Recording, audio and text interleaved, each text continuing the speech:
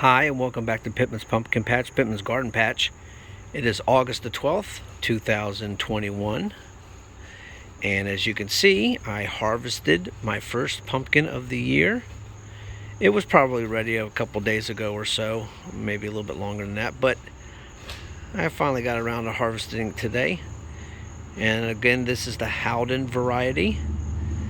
As you can see, nice uniform shape. I'd say it's about between 5 and 6 pounds, probably closer to 6 pounds. Nice healthy green stem. And I want to show you or tell you that what I did this time is at the stem where I cut it right there, I added a little bit of Vaseline, because of course as soon as you cut it, it starts leaking all the juices and the water out of it and everything. So I put some Vaseline on it to try to seal it up, to so that the juices would stay in and not, leak out so much. I'm hoping that that will preserve the pumpkin longer, and hopefully it will preserve the handle and make it look keep it a nice green that it is right now. I'm hoping that that's what will happen. So, you can tell, or you can look and see that there's moderate ribbing on here, so it's not a straight smooth pumpkin, and it's not a heavily ridged pumpkin, but it's moderate. Okay, so it's a really good, nice pumpkin. This year I started them earlier than I usually do, because the Howden variety, in my experience, tends to take a while before it'll set a fruit. Usually it'll abort about 5 to 6 female flowers before it'll finally bloom one, and then hopefully that'll get pollinated. And then you have all the constant attacks of bugs and caterpillars and everything just trying to destroy it. So it's a constant battle to get one to its final ripeness. And I was actually able to get this one. I finally dealt with a little bit of squash bugs, as you've seen in the last video. I haven't seen too many of them, maybe 4 or 5. And I've dealt with the tent caterpillars, at least for now, until they try to make another comeback. So that's pretty good. Let's take a look at what else is going on. You can see I'm dealing with a lot of powdery mildew issues on the things. Now, I've been trying out a new kind of concoction using hydrogen peroxide, about 10 ounces to each gallon of water. 3% hydrogen peroxide, the same stuff you buy at the stores, and hopefully that'll kill the spores and everything, the powdery mildew spores and the downy mildews and things like that. So we'll see how that goes. Again, I would advise that you make sure that you test spray plants before you do any of those, before you spray any kind of thing. Test spray on a couple leaves on various plants that you want to spray. Wait about 24 hours and see, did it have any adverse effects? How do I know this? Well, I came out here a week or two ago and sprayed, I think with some pyrethrin to kill squash bugs and things, and yeah, maybe my mixture was not right, but you can see the damage that I did. All those dark brown stuff and everything. It really did a number on a lot of these leaves that were super healthy. And then a lot of them just ended up getting all this, just some nastiness to it and everything. And so they're not looking quite as healthy as they once were. And I think that had something to do with that, was the spray. Maybe I had it too strong. So just be careful. But the pyrethrin, I've discovered, really works really good on various bugs. It's a knockdown kind of organic spray. It's got kind of like an instant kill, or almost instant kill. It doesn't have any residual effects, so it's not going to stay on the leaves and things like that, and bugs come by later and get it and then they die. That's not how pyrethrin works. It comes from the flower of the chrysanthemum flower. So It's an organic spray. It'll kill bees, so you do not want to spray when bees and things are around. Usually I come out and spray in the evening time, and I get a lot of bugs that way. And I did discover, and I experimented on a squash bug that I found and sprayed them. It took about 5 minutes for it to finally succumb to the pyrethrin, but it did kill it. So I feel confident, as long as I get my ratios of pyrethrin to gallon of water ratio correct, I feel confident using that in the future. So we'll see how all that goes. As you can see, this morning I have a female flower in the backyard that has bloomed. Let's get down here and you can take a look at that nice female flower right there. The baby pumpkin right there.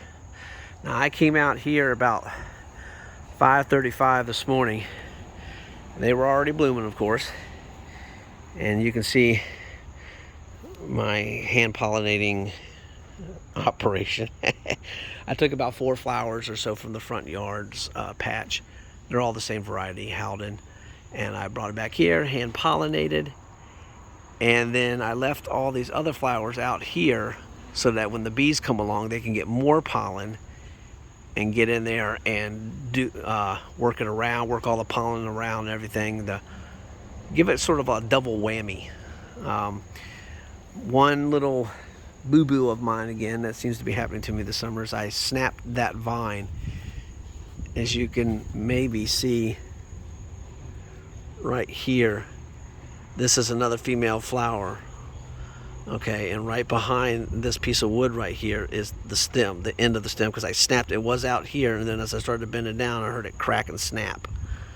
So that wasn't too good, because that's a nice healthy vine. So I'm hoping that this will get pollinated, and if it doesn't, I have one more shot at it on this particular vine. It might send out some more shoots, but this is my best chance of getting it before fall sets in.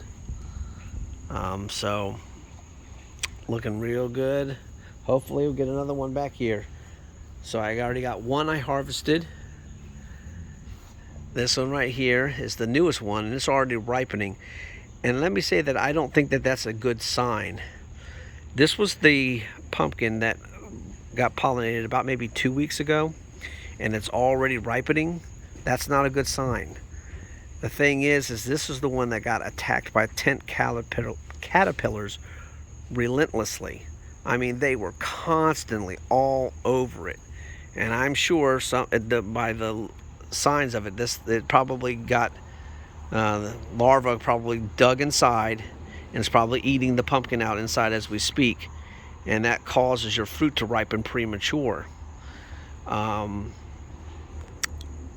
So my guess is that once I take this off of the vine in maybe 2 weeks, it'll probably not last very long before it'll just get all mushy and everything, so I'll have to keep an eye on it.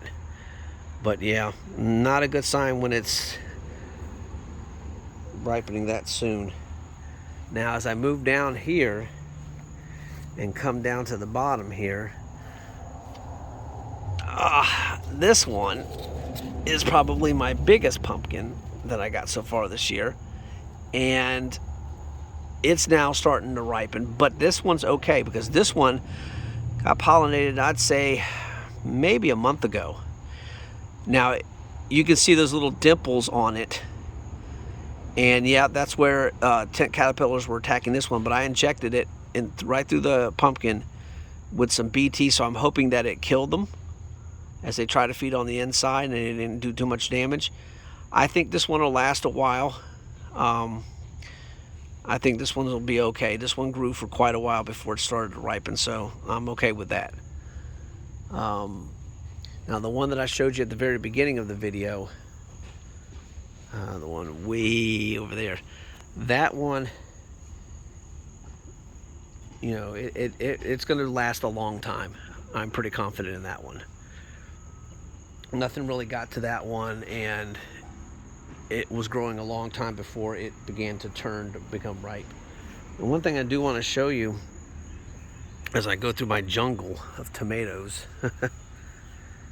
is that once the pumpkin, this was the plant, you can see the white sheet there that held the pumpkin that I harvested this morning.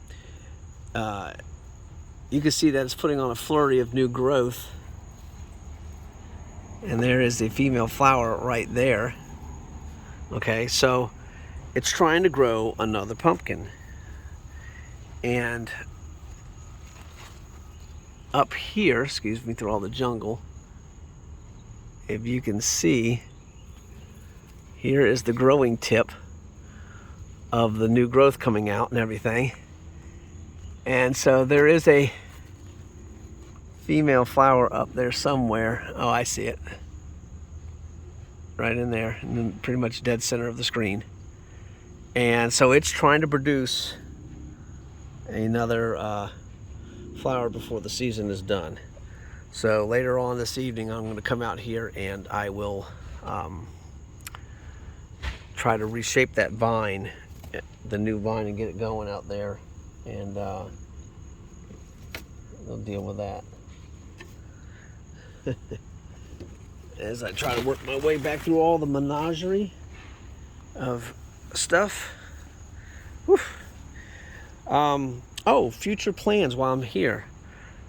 I ordered some carrot seeds and some onion seeds. The onion seeds are a candy variety, which is one I've grown for a number of years now, and I absolutely love them. They're big, and they do well in our environment, and they do well in most environments. And the carrots are Mokum. They're like a 60-day variety. And I'm going to put the carrots in that bed right there. When I get that all cleaned out and put in a fresh layer of mushroom compost, fill it up, and then seed the carrots and have a fall crop. And when all these tomatoes are done, when I'm done with this bed, then I will replenish it with mushroom compost, and then I will put the onion transplants, because I'm going to put the onion seeds in a pot, germinate them, grow them out all the way through the rest of August, September, October, and either late October or sometime early November before the frost date. I will get them transplanted in here. Frost date, what's that? Oh, well, in our area, that's right around November 14th, or maybe it's the 7th, one of the two. I think it's the 14th. And that's when you can generally expect your first frost, which you want to have your plants in and transplanted and established before that happens so they can tolerate it. And then the onions will grow over the winter slowly, or they'll go dormant. And then when spring comes around next year, they'll continue on their cycle. And by sometime in June next year, 2022, I should have some nice onions in there. And so let's go take a look at the front yard real quick. Excuse all the bumpity bumps. And also neighbors getting their roof done. So pardon any noise from that. Head to the front yard to show you what's going on there. Not a whole lot, but there is a little bit of action. Now remember, these seeds up in the front yard are not my healthiest seeds. These were last year's pumpkin seeds, so they're not really doing so good. So this is a lesson learned to me that you should really have some good fresh seed if you want to have the best chance of getting some pumpkin growing and getting some good viable pumpkins. Okay, so as you can see, I do have one pumpkin growing. It's kind of a weird shaped one. See, this particular Howden variety is going more tall than it is round, like you saw in the backyard. And you can kind of see near the top, sort of near the stem, it was still kind of a limey, milky green color. The bottom is middle and down to the bottom is finally getting a nice dark green color. Hopefully that'll continue to work its way up towards the stem, and it'll get a really good emerald dark green color like it's supposed to have. This thing, the whole pumpkin stayed milky green or a light green for quite a while. And so you can see I was able to get the pumpkin to stand up without snapping the stem off of the vine. That's a tricky process. You got to be super careful. I have lost a number of pumpkins over the years due to trying to get a nice round pumpkin, because when they start to grow naturally, they'll lay on their sides, and that's why. So when you go get a pumpkin from a store or a farm or whatever, and it has a flat side, that's the side that was laying on the ground. So I try to get my pumpkins to be as round as they possibly can by getting them to sit up on their bottoms. So it's a tricky process. You got to be super careful, and it doesn't always work. I've lost some pumpkins before, for sure. This particular vine right here, I want to show you real quick. You can see that female flower down there with the yellow petals. You would think, oh my gosh, that's going to bloom. Well, it's been like that for 2 days and it never opened up. So remember when I said in previous videos that there's about a 99% chance that it's going to bloom when those petals turn yellow. Well, there's that 1% right there. I do have one other pumpkin growing, but it's rather small. It's not really growing a lot. You can see it right there. But you see how nice and dark green that is? Compared to the grass, it blends right in. It camouflages nicely. That's the shade of green that other pumpkin I just showed you should be. And it's starting to get there, but man, it did not start out that way. And I wasn't sure if it was going to make it. This might be the only 2 pumpkins I'm going to get out of the front yard. I might get one more, but that's probably about it. Nothing else seems to be giving me anything. They just keep aborting the flowers. They're just not healthy. So I think my plan is for next year, I think in the front yard here, I am going to do the bigger pumpkins, the Maxima variety of pumpkins, where you get the, you know, like the Atlantic Dill giant pumpkins. So I'm going to do some white pumpkins and other pumpkin varieties next year. And yeah, so this yard right here is going to be filled with stuff next year, but they're going to be the bigger pumpkins and things in different varieties. And I'll probably still do the Howdens in the backyard on the vine back there, because I always have to grow my Howdens. It's my favorite ones to grow because I just love that name. Anyhow, we got a heat index of 107 today. We got a heat advisory going on today. So I came out here early this morning and watered my plants and everything. So hopefully we should be good to go. Real quick, I want to show you the orange trees. I haven't showed you those in a while. Oh, you can see the pineapples right there. Doing good. Bell pepper still doing very nicely. And so here is my blood orange tree. It put on some growth about maybe 2 months ago. It hasn't begun to put on any more growth since then as far as leaves, but I expect it probably will. Now here on this navel orange tree, you can see this lighter green right there compared to the darker green. So that's a new set of leaves and growth going on right there. And you can see there's the baby leaves coming out right there out of the new growth. And you can see some right down there too. Now when you rub these leaves, these new leaves, you know, real carefully and everything, and then you get your nose right down to it, you can smell that citrusy smell. To me, it reminds me of Fruit Loops. It has a Fruit Loop kind of smell, and there's some new growth right there you can see. And then the old growth and the new growth.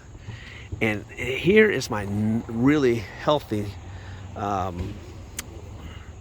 let's see, this is the same kind of orange tree as the other one is. So it's a blood orange. And this one has been putting on such massive growth. And it's still, look at this, it's still putting on new growth. You can come down, let's see, even right here, let's see, sorry about that, guys. Right here. New growth, new growth, new growth everywhere. This thing is just constantly producing a healthy structure of leaves and branches and everything. So I'm real excited about what this tree is going to give me next year. I've already had fruit off of this tree about 2 years ago, and this tree has gone through some setbacks due to a year ago it got hit by some cold weather when I left it outside. And I was gone for the weekend for a honeymoon, or not honeymoon, wedding anniversary. Come back and it was defoliated pretty much. It got hit with some cold air, so. But it came back, and then of course this year over the winter, the cat got into it to the soil and used it for its bathroom and caused it to drop almost every single leaf on here. It was really bad, and I had to perform a transplant, if you will. Took the tree out, I took a garden hose and flushed out all the root system and tried to get all that urine out of it, and got rid of the soil. Got a bigger 40-gallon fabric pot than what it was in, and put in fresh soil, transplanted it in. This was maybe January, early February, and look how much it came back. I mean, just crazy good.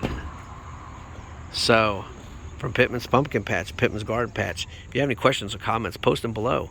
Take care now. Have a good day. Stay out of that heat.